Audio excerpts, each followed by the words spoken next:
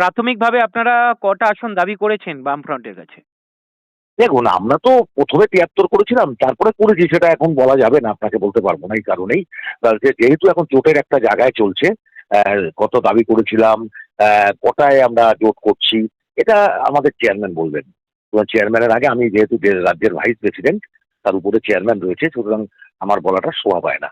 যা উত্তরটা চেয়ারম্যান আজকে বা কালকের মধ্যে প্রেস কনফারেন্স করে বলে দেবেন কি দাঁড়ালো। আচ্ছা, নওশাদ সিদ্দিকী বলেছেন বামফ্রন্ট, আইএসএফ ছাড়া আরো বেশ কিছু সংগঠন আপনাদের হুম, সঙ্গে যোগাযোগ করেছে। আর হুম। কোন কোন সংগঠন যোগাযোগ করেছে আপনাদের সঙ্গে? আর কোন না কোন দল? দেখুন, যারা আরএসএস বিরোধী মুভমেন্ট করে দীর্ঘদিন ধরে, আপনি জানেন মুর্শিদাবাদের দিকে এসডিপিআই, যারা সেকুলার ফ্রন্ট, সেকুলার গ্রুপ অনেক আছে, ওয়েলফেয়ার পার্টি অফ ইন্ডিয়া, এরকম অনেক পার্টি আছে। তারপরে আপনার যে একজন এমপি আছে আজাদ, জানেন আপনি আজাদ পার্টি, আজাদ পার্টি যেটা ইউপিতে, একজন এমপি আছেন চন্দ্রশেখর আজাদ, তার দল আছে। এরকম অনেক ছোটখাটো দল আছে এবং আরো গণসংগঠন আছে যারা কাজ করেন, প্রচুর গণসংগঠন, তারা বিভিন্ন জায়গায় পকেট আছে। মানে আমরা আসলে মানে যা বিজেপিকে পরাস্ত করতে গেলে তৃণমূলকে হারাতে হবে। এই বিজেপি বিরোধী শক্তি, তৃণমূল বিরোধী শক্তি সবাইকে একত্রিত করতে যাচ্ছি। যদি একটা ব্যক্তিও খুব পাওয়ারফুল লোক হয় কোনো এলাকায়, যেমন একটা সময় দেখবেন ফুলন দেবী, ফুলন দেবী একটা পাওয়ারফুল হয়ে উঠেছিলেন।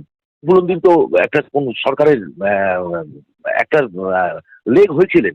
সুতরাং স্বাভাবিক কারণে এরকমও যদি কিছু মানুষ পশ্চিমবঙ্গে থাকে যারা তৃণমূল বিজেপির বিরুদ্ধে লড়াইটা করবে, সেই মানুষকে আমরা নিতে পারি, তাকে দাঁড় করানো যেতে পারে, তার সাথে ঐক্যবদ্ধ হতে পারে, হয়তো ছোট পকেটে পকেটে কাজ করে তারা।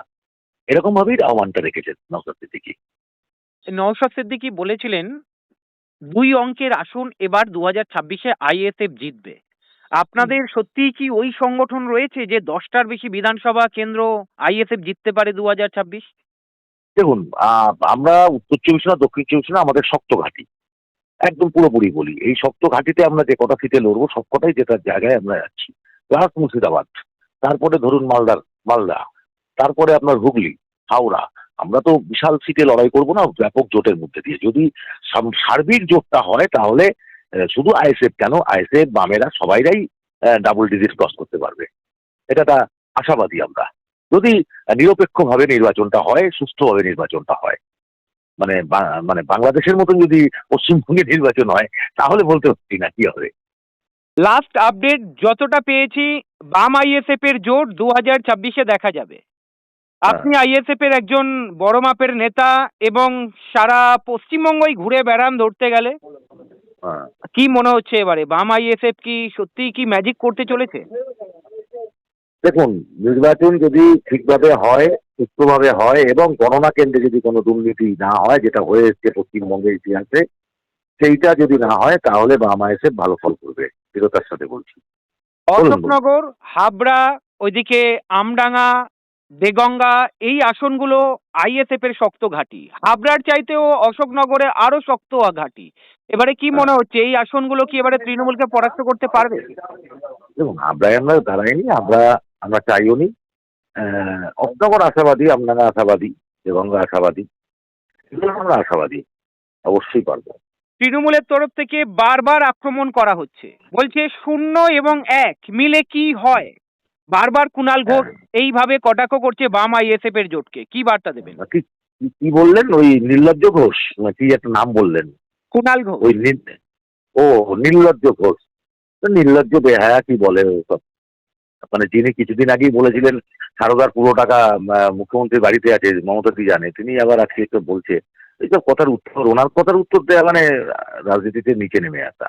আমি ওনার কোনো কথার উত্তর দিতে চাই না, যিনি দ্বিচারিতা সম্পন্ন মানুষ, আজকে এক কথা বলে কালকে এক কথা বলে, সেসব মানুষের উত্তর আমি কেন দিতে যাবো বলুন তো?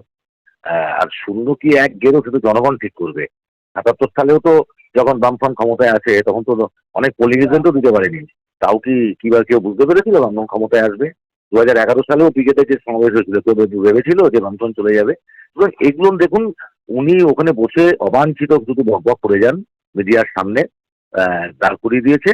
কাজেই ওনার কোনো কথার আগামাথা আমরা আজ অব্দি বুঝি না। উনি যদি পশ্চিমবঙ্গের কথা হয় উনি চলে যান ইউপিতে। সুতরাং কি বলবো ওনার উত্তর? অন্যদিকে হুমায়ুন কবির, উনি হুম। আবার ঘুরে বসেছেন। উনি বলছেন আমি চিঠি পাঠিয়েছি বা হোয়াটসঅ্যাপ করেছে মোহাম্মদ সালেমকে, আবার জোটের মধ্যে আসতে চাইছে।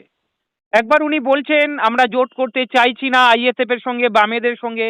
আবার বলছেন আমরা কথাবার্তা চালাতে চাই। কিভাবে দেখছেন এই কথাটা? সেটা দেখুন, আমরা আমাদের চেয়ারম্যান স্পষ্ট বলে দিয়েছে যে যে খুশি জোট করতে আসুক, কথা বলতে আসুক, সেটা যেহেতু আইএসএফ এর সাথে বামফ্রন্টের জোট হচ্ছে, সুতরাং যার কথা বলতে হবে আমাদের পশ্চিমবঙ্গের সিনিয়র মোস্ট স্যাক্রিফাইস করা যে লিডার বিমান বসু, যিনি বামফ্রন্টের চেয়ারম্যান, তার সাথে আমরা যোগাযোগ করিয়ে দিচ্ছি।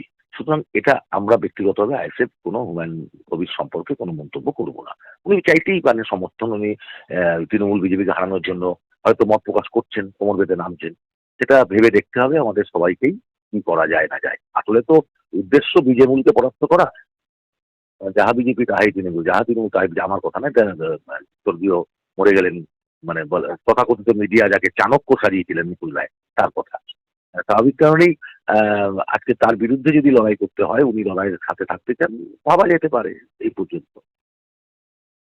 মমতা ব্যানার্জি শওকত মোল্লাকে দায়িত্ব দিয়েছে ভাঙড়ের। আহ, ভাঙড়ে কিছুদিন আগে শওকত মোল্লার গাড়ির তলায় নাকি বোম পড়েছে এবং অভিযোগ করা হচ্ছে এটা আইএসএফ এর তরফ থেকে হামলা করা হয়েছে। এ বিষয়ে কি বলবেন? প্রথম কথা আপনাকে বলে দিই, শওকত মোল্লা নিজেকে লাইমলাইটে সবসময় রাখার জন্য উনি তো আসলে নটোরিয়াস ক্রিমিনাল আখ্যা পেয়েছেন মানবাধিকার কমিশন থেকে। নটোরিয়াস ক্রিমিনাল, তার বাজার এখন মানে খুবই অবস্থা খারাপ। স্বাভাবিক কারণে সে লাইমলাইটে আসতে গেলে নিজেই গাড়িতে বোম মারবে, এসব প্র্যাকটিস ওর আছে খুব ভালো মতন। ওটা আমি বলবো না, কাইজার আহমেদ বলেছে ভালো করে।